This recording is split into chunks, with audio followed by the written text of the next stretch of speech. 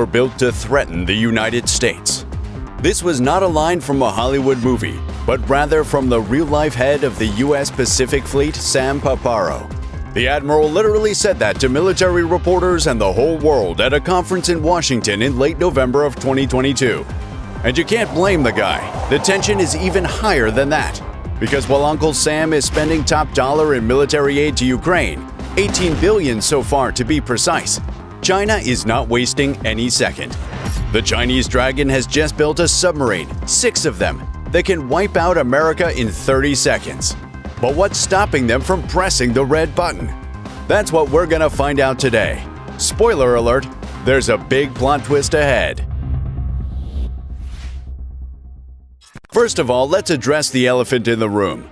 Whoever thinks that a war with China should be easy on the US hasn't looked at the stats for a while. By the end of the decade, China could have 5 aircraft carriers and 60 cruisers and destroyers. That's double the current tonnage. Its navy may surpass America's by 2030. China continues to produce a sizable number of additional combat aircraft with a next-generation tactical bomber H-20, as well as ships and ground-based missile systems. However, a lot of room is given to the nuclear weapons project, which might result in 700 warheads by 2027 and another 300 by 2030, in addition to the pre-existing silos. The Chinese fleets of nuclear ballistic missile submarines, or SSBN, and submarine-launched ballistic missiles, or SLBM, are scaring the Pentagon with their capabilities. And that's the discussion of the hour in geopolitical space. But what exactly is so scary about these submarines? Let's break it down. China's Type 094. There are 6 Type 094 submarines in the Chinese growing fleet, each with 12 missile launchers and a total of 72 missiles. As part of China's nuclear deterrent force, at least 4, if not all, of the submarines are said to be headquartered in Hainan Island in the South China Sea and regularly patrol the water there. In order to secure its submarines from foreign anti-submarine forces, China intends to utilize the South China Sea as a bastion. The Zhulang-2, or JL-2 submarine-launched ballistic missile, which had a range of about 4,464 miles, according to the Congressional Research Service, allowed Chinese submarines to target portions of Alaska from regions near China. To reach the east coast of the United States, the submarines would have had to enter waters east of Hawaii. That table is flipped by the new longer-range JL-3. It would provide China the opportunity to attack the United States from a safe haven in the South China Sea. According to some American press sources, the JL-3 may have a range of more than 6,200 miles. Could the JL-3 extend its range further? Yes. The majority of North and South Dakota, as well as Montana, Oregon, Washington, Nevada, Utah, and California would be under threat if China's missile submarines changed their patrol zones to cover the Bay of Bohai. It is doable for China to target the remainder of the United States, but doing so would require Chinese submarines to go outside of Japan and Taiwan into the Western Pacific, where Chinese air and naval forces are unable to defend them from opponent anti-submarine warfare forces. Chinese missile submarines are not yet silent enough to survive alone, in contrast to American missile submarines. But here's the plot twist. China has not announced the commissioning of the JL-3. So all the previous were American statements and data estimations, but Chinese military experts argue that China is developing SLBMs to protect itself from nuclear blackmail, and that the U.S. military speculation is based on false information in order to increase funding for the development of its capabilities. According to them, the U.S. military is trying to increase its presence in the Asia-Pacific area during the Russia-Ukraine war and raise more money to constrain China by exaggerating China's ordinary national defense growth. The U.S. military aims to increase the number of anti-submarine troops stationed in the West Pacific and build its own, more sophisticated nuclear-powered submarines, such as the Columbia-class, which is scheduled to take the place of the Ohio-class. Hyping the China threat theory will get the U.S. military more funds and regional support to do so.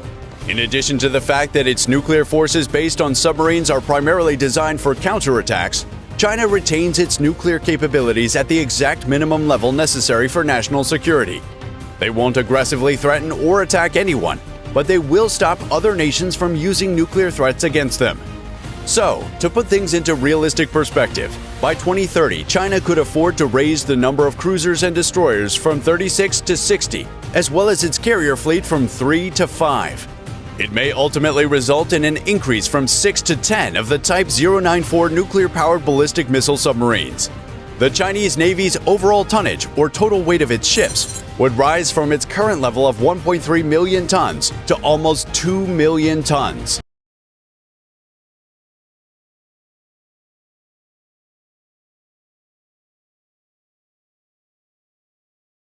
There are many unknowns about the Chinese nuclear arsenal.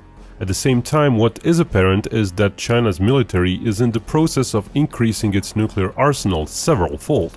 A year ago, the US DoD estimated that China might have 700 warheads operational within the next 5 years, and up to 1,000 by 2030.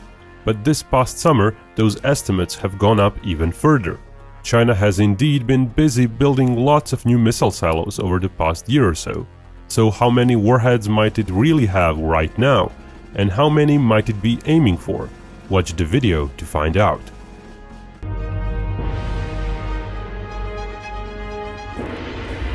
Back to our video. This past summer, the US Deputy Secretary of Defense said China is in the process of increasing its arsenal by at least 3, if not 4 times. That statement did not come with an expected date. When might China finish that expansion? So, how many weapons does China have right now? There is one ready available estimate from Hans Christensen and Matt Korda of the Nuclear Information Project. They said China had a little under 120 intercontinental ballistic missiles operational circa 2021, with a total of little under 200 warheads. Those figures do not include the submarine-launched missiles with intercontinental reach. DJL-2 missile serves on 6 submarines. Their report claims 72 such missiles are operational, so the overall total would thus be 188 missiles with 264 warheads, strategic missiles with intercontinental reach. There are further ballistic missiles listed in their report of shorter reach. Those are all smaller and carry a single warhead. When those are included as well, the warhead count rises again. Finally, the authors merely estimate that 20 out of over 120 Chinese bombers are designated for nuclear missions, not specifying the number of air-launched missiles. With a few assumed gravity bombs left, their total estimate is some 350 warheads. Now, that report is fine and all, but it's 1 year old and based on possibly outdated data to begin with. But even if taken at face value, coupled with the latest US estimate, it suggests China is aiming at fielding anywhere from 1,050 to 1,400 warheads, probably in the not-too-distant future. The thing is, China is likely aiming at even more. So here's what we know so far, what said report did not really quantify or mention. The DF-4 intermediate-range missile is so old that it has likely been retired. DF-41, the big road mobile launcher missile, has been observed in at least 2 different brigades, but that info is over a year old. A 3rd brigade since is plausible. DF-31 missile family has been observed in 7 or 8 different brigades, pointing to possibly over 90 missiles. Those are all single warhead types. The DF-5, which is the biggest and oldest Chinese ICBM, silo-based, has been upgraded over the years. It seems another model, the C variant, is about to enter service. At least 11 new silos for the DF-5 have been observed being built over the last year. Those have nothing to do with the more famous huge silo fields that the media have been writing about, which we will also get to. As it stands, China might be aiming for at least 30 if not more of the DF-5s. The added silos may be a hedge measure to quickly add a known system as soon as possible, until silos for the DF-41 are finished in sufficient numbers. DF-5C is usually estimated by the Western analysts to be able to carry up to 10 warheads, being as huge as it is. Some US and Russian missiles are able to carry 10 warheads as well. The DF-41, being very new, definitely features multiple warheads. Question is, how many? Analysts in the West tend to believe the miniaturization level of the Chinese warheads is such that 3 warheads are plausible for the DF-41. But there might be more. DF-41 might be as large as the Cold War UR-100 missile, which carried up to 4 warheads. Given the decades of advance, it's just as plausible DF-41 might carry more. South Korean and Japanese intelligence services have stated that North Korea managed to test the thermonuclear device in 2017. Judging by seismic data, the device had a yield of 250 kiloton. Just 10 years earlier, North Korea tested its first simple nuclear device. China has been testing and designing nuclear devices since 1964. Their first thermonuclear test was in '67 and their last test was in '96. While both China and North Korea likely had outside help to kickstart their nuclear weapons program, it's plausible that with the DF-5B, China has reached mid-1960s levels of US warhead design, like the W-58 warhead, which is already quite compact. With DF-5C, if it indeed has even more warheads, it may have reached the capabilities the US had in the late 1970s. So if the same level of warhead miniaturization that the DF-5C may have is applied to DF-41 warheads, then a larger load like 6 or more warheads for the 41 may indeed be plausible. If not today, then in the very near future. China also uses various shorter-range missiles for nuclear warhead delivery, but those types are dual-use, with majority of the missiles actually being equipped with conventional warheads, so it's next to impossible to estimate just how many nuclear warhead variants there might be. Therefore, we'll just stick with the figure from the report mentioned in the beginning of the video, roughly 60 to 80 missiles extra with the same number of warheads. Then there are submarine-launched missiles. But just because China has 6 subs active with 72 silos between them doesn't mean there are 72 missiles ready for them. The US doesn't have such a ratio, it has more. Britain has fewer. As submarines in a fleet are always undergoing refits in dry docks, it's impossible to use all the silos in a war anyway. But at the same time, tests and training do require some more missiles above the required war levels, so the Chinese submarine-launched missile stocks may range anywhere from 48 to 90-something missiles, if the US ratio of missiles to silos is applied to the upper end of the estimate. Then there are bombers. Knowing how many freefall bombs China might have stored is very hard to assess. A 2020 DoD report claimed China had reassigned their bombers with a nuclear role. Even if China has few to no freefall bombs, the nuclear role is there. It likely comes in the form of air-launched ballistic missiles and cruise missiles. Ballistic carrier planes have to be customized, so there have only been a few observed so far. Even if several missiles are available per plane, the overall inventory is likely to be within 24, with possibly only some being nuclear-tipped. However, there are possibly up to 120 K-model bombers, which are cruise missile carriers. Of course, the great majority of the missiles may be conventional.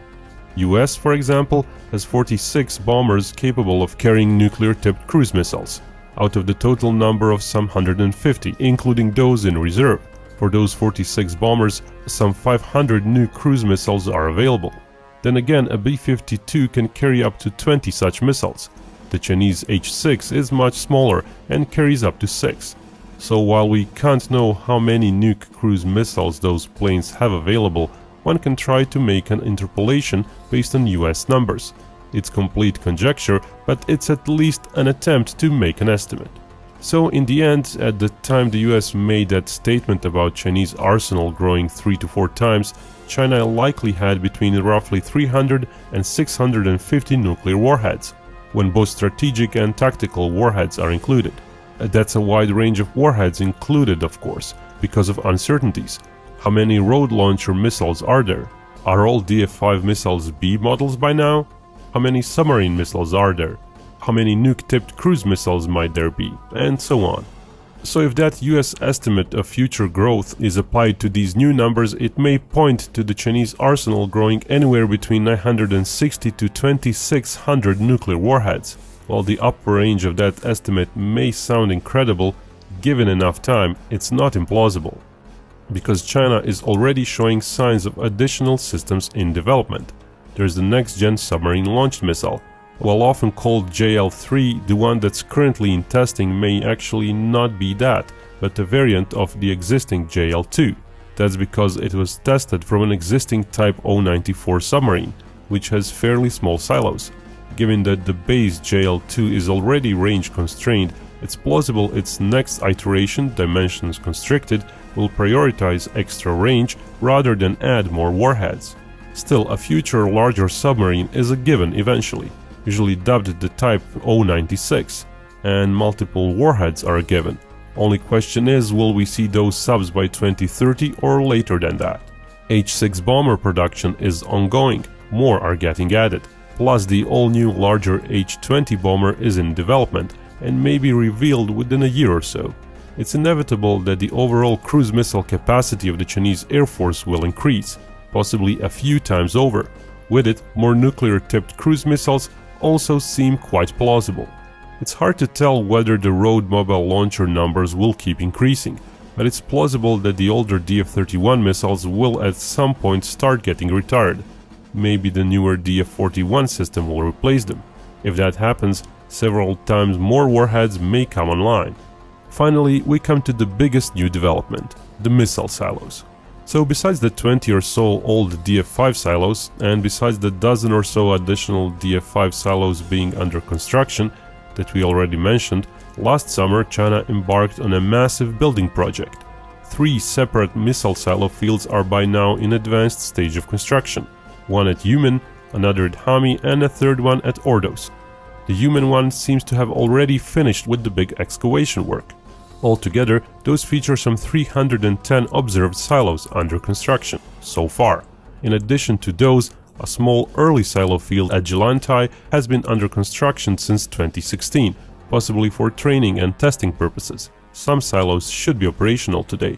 It is scaled for missiles the size of DF-41, just like the huge new fields are being sized to. So it might be that the missiles used in all those silos will be DF-41s, or new missiles deriving much design and technology from the DF-41. For example, the Russian Yars missile used in silos is also derived from the Topol missile family. With next-generation warheads, it's plausible those silos will be filled with missiles holding 6 or more warheads. Of course, building over 300 silos almost at once means that most of those will not get filled with missiles at first, but over time it's plausible China will be populating them more and more. The reason why even build so many at once might be to present credible dummy targets for opponents in an affordable manner. The US considered such a dummy silo field in the Cold War for its peacekeeper missiles. At one time, a staggering 4,600 silos were to be built, only to service 200 missiles, and the missiles would have been ferried around those silos via custom-made rail tracks, keeping the enemy guessing. Chinese silos seem to feature ordinary roads connecting each other. While the huge 23 silos to 1 missile ratio is unlikely for China, it's possible that for a time being there will indeed be several silos per every missile, though eventually over the years the ratio of silos to missiles might decrease. So within the next 5 or so years, when all those silo fields are fully built, there might very well be dozens and dozens of silo missiles deployed, possibly over 100 by the end of the decade. Of course, actual missile production might be much higher if the need arises. US produced some 800 Minuteman ICBMs within mere 4 or 5 years in the 1960s. According to the last DoD report on China, its rocket force fired over 250 ballistic missiles in 2020 just for test and training purposes. Even if the majority of those were shorter range ones, it's still likely China has capacity to ramp up its ICBM production quickly. But finally, what is an ICBM without a warhead? Hui Zhang of the International Panel of Fissile Materials suggests China has fissile materials for a little over 700 additional modern warheads in 2017. Cochrane and Sokolsky estimated enough material for over 800 warheads in 2021. While those figures are largely the result of China stopping fissile material production in the 1980s, it has since likely restarted production. Since 2016, its reports on civilian plutonium stockpiles have become less transparent. Plus, construction of reprocessing fuel plants has begun, one since 2015 to become operational in 2025, and one started construction in 2020 to be ready by 2030. Those facilities may add considerable tonnage of weapons-grade fissile materials. 2 more fast breeder reactors are also under construction to start operation in 2 and 4 years. Cochrane and Sokolsky said that the yet-to-be-finished breeder reactors could all by themselves yield enough fissile materials for almost 1,300 warheads by 2030, counting in the current stock. Overall totals with other facilities could be even greater. Remember that earlier upper estimate of 2,600 warheads? Well, these fission material limits make that a number unlikely, so a more realistic upper estimate might be closer to 1,500. But after 2030, it may be anyone's guess where Chinese numbers might end up. When one has enough facilities, eventually ramping up to thousands of warheads per year is possible. It happened in the US in the 1950s and 1960s. Of course, today's nuclear inventories around the world are smaller, and not as easy to quickly ramp up as they were in the 1950s. The US nuclear arsenal seems to have issues just maintaining its huge numbers, due to old age and shrinking budgets. It may very well not increase by 2030. If so, the lead that the US had enjoyed over the Chinese nuclear arsenal might drop. The upper US ranges include the retired but not yet dismantled warheads, as well as 50 stored Minuteman missiles. The US has far fewer warheads deployed today, but by 2030 it may deploy most of their warheads on the existing missiles. The Chinese estimate assumes 100 more cruise missiles and a few dozen more submarine-launched missiles. One could even say that those are conservative estimates. The fact China is turning to a silo-based nuclear force also indicates its early warning systems are mostly mature. Silo-based missiles are very vulnerable to enemies' first strikes as their locations are known. Without early warning, they could be neutralized even before they had a chance to fire. But China has been adding both a network of early warning radars, observing the skies, and is building a network of satellites looking for infrared signatures of missiles. So far, 3 such satellites in geostationary orbits have been observed as being very likely to serve such a mission, with 2 more being of unknown role, possibly also assisting in the early warning mission. Another unknown satellite in heliocentric orbit was also launched this year.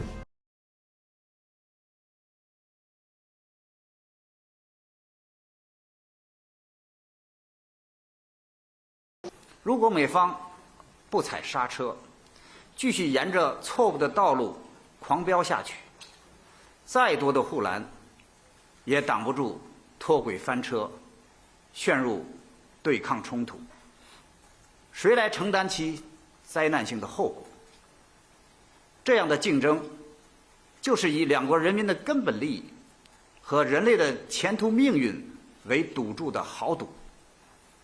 中方当然坚决反对，我们也呼吁美方认真倾听两国人民的呼声，消除威胁膨胀的战略焦虑，摒弃零和博弈的冷战思维，拒绝政治正确的无端绑架，和中方相向而行，兑现有关承诺，共同探索既有利于两国又造福于世界的中美正确相处之道。